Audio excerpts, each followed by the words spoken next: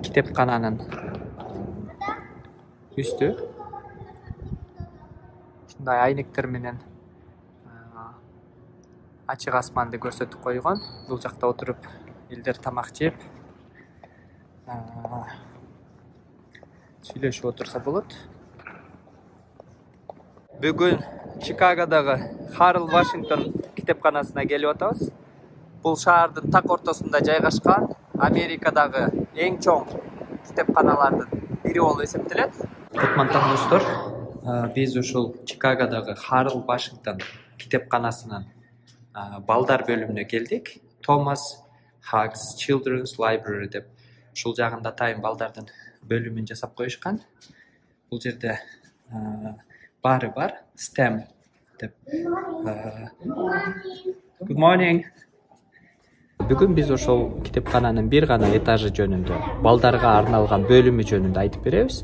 Бул силер көрүп аткан ошол балдар бөлүмү, бул бир этаждын баарын ээлейт. Ушул китепкана балдар үчүн жаңы төрөлгөн баладан баштап 10-12 жашка чейинки балдар келип, ушул жерде акысыз программаларга катышып, китеп окуп, ойноп, айтор убактысын эртеден кечкери өткөзсө болот. Бардык шарттар түзүлгөн, китептердин түрлөрү бар, ар кандай долбоорлор бул жерге алмашып келип турат, оюнчуктардын түрлөрү бар. Бул 21-чи кылымдын талабына жооп берген китепкана десек болот. Өздөрүнүн вебсайтында жазгандай, STEM, Science, Technology, Engineering жана математиканы окутат. Ошого кошумча эле, ошого кошумча эле лептерде ар кандай ресерчтөрдү жасап турушат.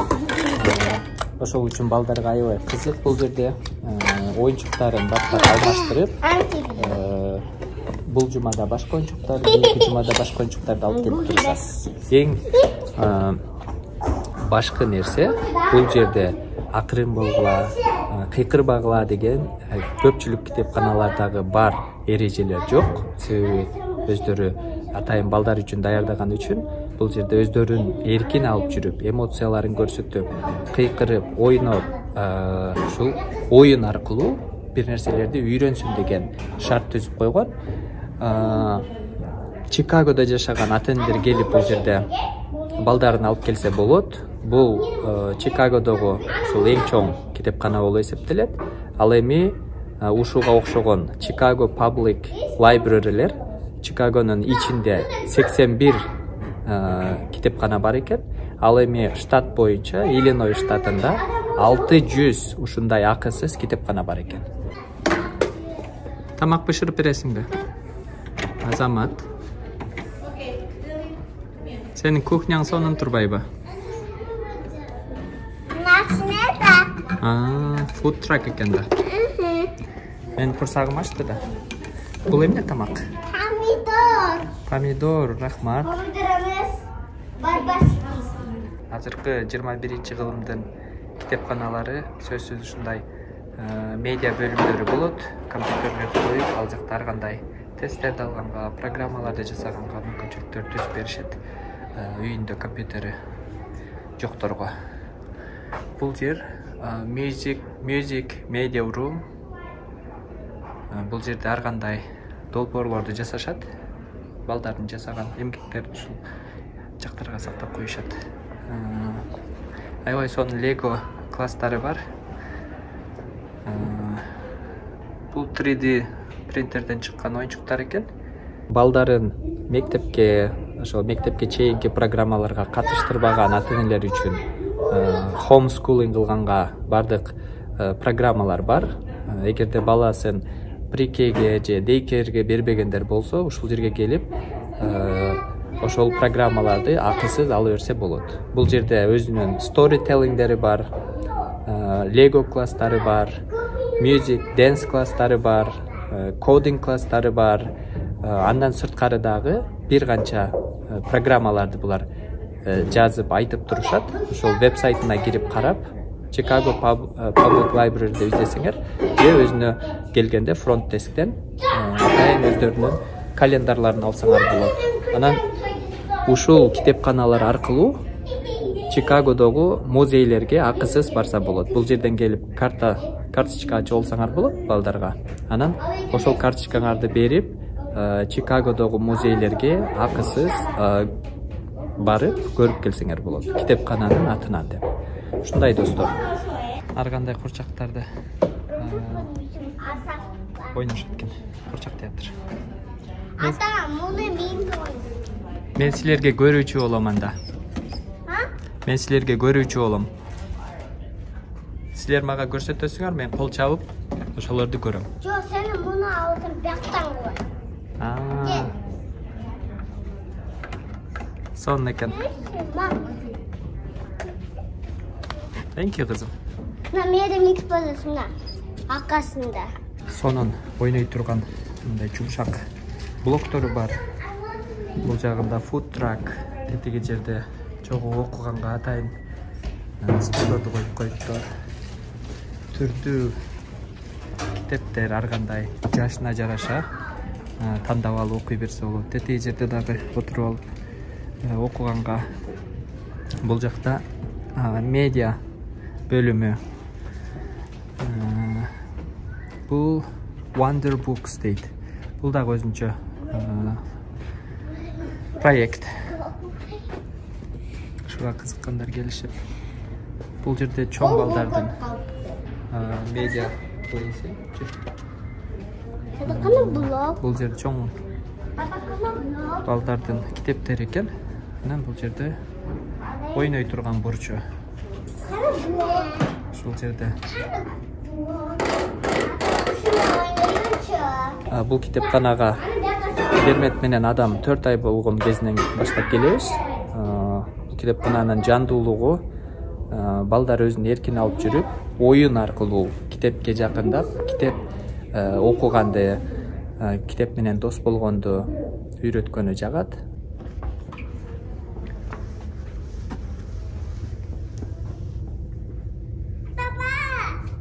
Музыка коюп берип, ушул жерде бийлешет экен, ушундай чоң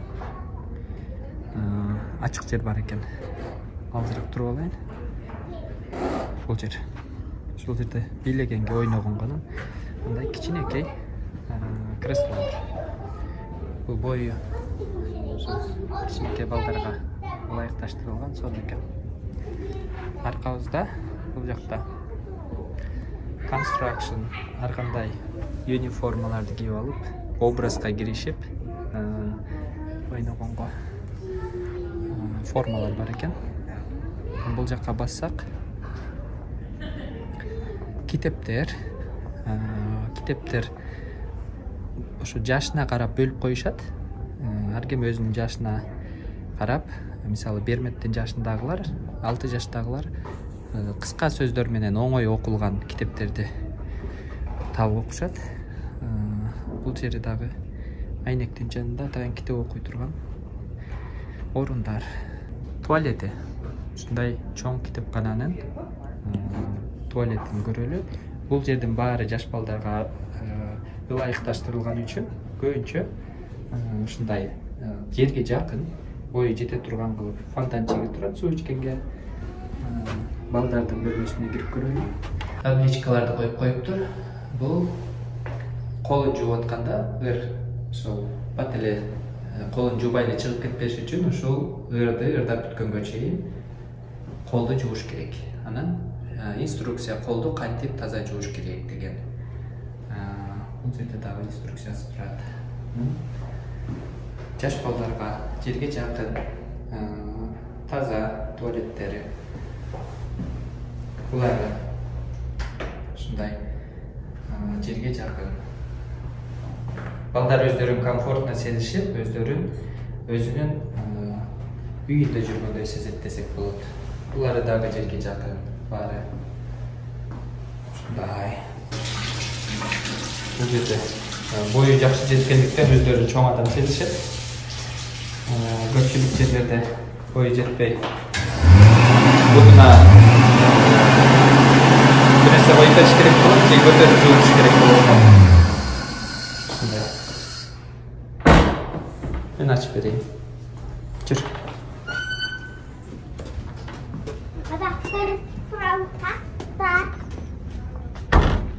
Бермет менен адам бул жерде маяк куруп китеп окуп отурушат. Бул жерде сонун сөз бар экен. Spread your wings and fly дейт. Канатыңды жайып уч дейт. Аябай күчтүү сөз экен. Канатыңды кенен жайып уч деген. Мен уктурайынбы? Spread your wings and fly. Азамат, эмне деп айтыптыр ошондо? Уч дептир. Канатыңды жайып Уч. уч дептир. Балдар келип, өзүн эркин сезип ушул жандуу ойноп эс алып, оюн аркылуу бир нерсени үйрөнүп кетсин деген максатта жасашкан. Ошого бул жөнөкөй баягы тынч отуруп окугула деген китепканалардан айырмасы чоң. Ооба, козу. Адам тамак жасап ойноп атат. Тамак жасаганды жакшы көрөт уулум. Бермет китеп окуп атат. Тамак сорпо. Шорпобу? О, козу, рахмат чоң.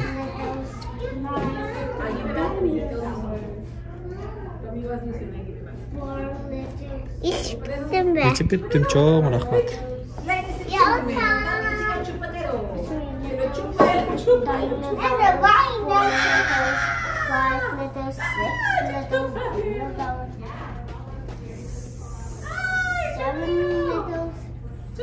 Адам, sen emne kılıp otasın oğlum? Машинаңды айдап кетейін деп атам. Тамак food truck'ыңды айдап кетейін деп атасың. Бұл кетіп соны? Жактыбы? Адамның food truck'ына келеличи эмнелер бар экен? Козу? Сен эмнелериң бар бул жерде айтып берчи мага? Бүт нерсе. Бүт нерсе. Бул эмне? Бул эмне? Капус. Буну бул карачы, бул эмне? Болгарский. Бар пасти. Болчу. Помидор. Помидor. Булчу? Grapes. Grapes. Жүзүм. Бул эмне? Амурот. Алмурут. Азамат. Мен бұрын аутайдым үйінде амурот дедім. Билет экенсиң да. Бул эмне? Chicken. Chicken бе? Бул нан окшойт го. Нан экен бул, карасаң? Нан. Бул эмне? Chicken. Chicken. Булчу? Broccoli. Брокколи. Бул эмне? Sandwich. Бул тако экен, э? Taco. Бул эмне? Помидор. Помидор. Булчу? Бул Shrimp. бул круассан экен. Croissant. Булчу? Pizza. Пицца. Бул эмне болду экен? Cupcake. Капкейк, Азамат. Неттен. Ушулардын баарын сен бышырдыңбы? Вау. Мен аябай курсагым ачты да, улум. Мен эмнени жейин? Мага ден соолугума пайдалуу эмнени жесем болот? Тишим түшпөй турган помидор, дагы эмнени жесе болот? Болгарский, дагы. Бул дагы пайдалуу. Дагы эмнелер ден соолукка пайдалуу? Аны да түштүм. Мен чикинди жесем болобу, болбойбу? Болот. Бирок бул пайдалуу эмес да. Эмне жейин дагы? Эң пайдалуу эмне ушул жерде? Помидор. Окей. Дагы кайсы пайдалуу? Брокколи пайдалуубу? Эмнеге пайдалуу бул? Боюнда өсүрөт. Боюңго өсөбү? Азамат. Пайдалуу нерсе. Бул дагы пайдалуубу? Бул эмне? Бадыран. Бадыраң, Азамат, козу. Пайдалуу. Рахмат. Бул дагы пайдалуу. Бул эмне кылат? Салис. Бойду өстүрөбү? Дагы? Ата окуйм үстөмдө. Азамат кызым. Жасы. Бул да пайдалуу. Ал эмне? Балык. Сушиби? Суши. Макул. Мен ушуларды жеп келейин анда. Дагы келем. Чоң рахмат улум. Welcome. Сен туугандардан акча албайсыңбы? туугандардан акча албайсыңбы? Жок. Биз тууганбызбы? Ооба. Макул. Рахмат уулум. Акча кереги жок. Акча кереги жокпу? Окей. Сен соодаң жакшы болсун да, рахмат.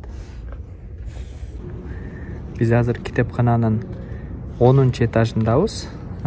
Бул китепкана 10 этаждан турат. Анан 10 этажын ушундай кылып, эшиктен күн кире турган кылып айнек кылып койгон. Ушинтип бул жерге келип алып, элдер тамактанышат. Же сүйлөшүп отурушат, маек курушат.